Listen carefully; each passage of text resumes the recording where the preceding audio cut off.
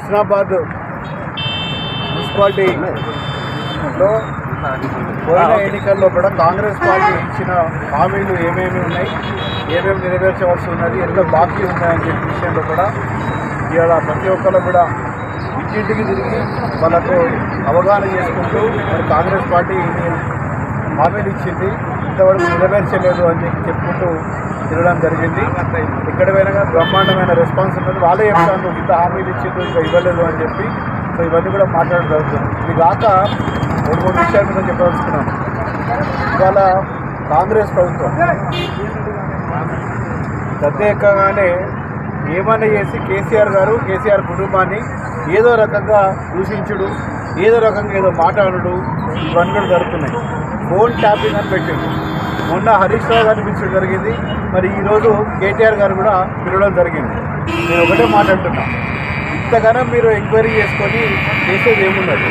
నిజంగానే దాంట్లో తప్పు లేదు ఉంటే ఏ తప్పు ఉన్నదో బయట పెట్టండి, ప్రజలకు చెప్పండి. మీరు చెప్పకుండా మేము పిలుస్తాం, మేము విచారిస్తాం, తాపుకో నోటీస్ ఇచ్చుడు, ఎన్నికలు పెడదాం అనుకున్న నోటీస్ ఇచ్చుడు, లేకపోతే ఏదైనా ఇంపార్టెంట్ కార్యక్రమం నోటీస్ ఇచ్చుడు, ల్యాబ్ కోసం సతాయించుడు, ఇదంతా కూడా ప్రభుత్వం మరి నిజంగానే ఏ వైఖరితో చేస్తుందో మాత్రం మాకు అర్థమవుతుంటుంది. కేవలం లక్ష్య సాధింపు చర్యలకు అనిపిస్తుంది తప్ప వేరేలకు అనిపిస్తుంది. ఇది ఏమైనా కానీ ట్యాప్ కోసం పెన్షన్ పెట్టాలని చెప్పి మీకు నిజంగానే మీ కడుపు లోపల, మీ మెదడు లోపల బీఆర్ఎస్ పార్టీ అంటే ఒక భయం ఉన్నది.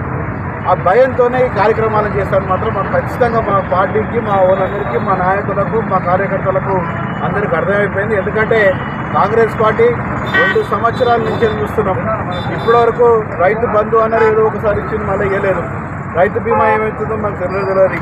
మహిళలకు పెన్షన్లు ఇస్తలేరు, గ్యాస్ సిలిండర్ 500 ఇస్తలేదు, మహిళలకు చదువుకుంటే వాళ్ళకి స్కూటర్ ఉన్నారు ఇస్తలేదు, ఎవరికి కూడా ఏమి ఇస్తలేదు. ఆటో వాళ్ళకు 12,000 రూపాయలు సంవత్సరం ఇస్తలేరు.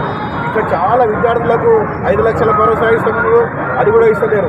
ఇంకా చాలా విషయాల్లో కూడా వెనుకబడ్డది. కాబట్టి మరి ఆ వెనుకబడ్డది ఎక్కడ బయటపడుతుందో భయానికి తాపకసారి సిట్ అని చెప్పి, తాపకసారి విచారణకు అని చెప్పి ఏదో డైవర్షన్ పాలిటిక్స్ చేసుకుంటా నిజంగా మీరు ఈ యొక్క కార్యక్రమం మీద చెప్పుతూ చేయాలనే ఉద్దేశం కనబడుతుంది అని చెప్పి ఖచ్చితంగా తెలుస్తున్నది.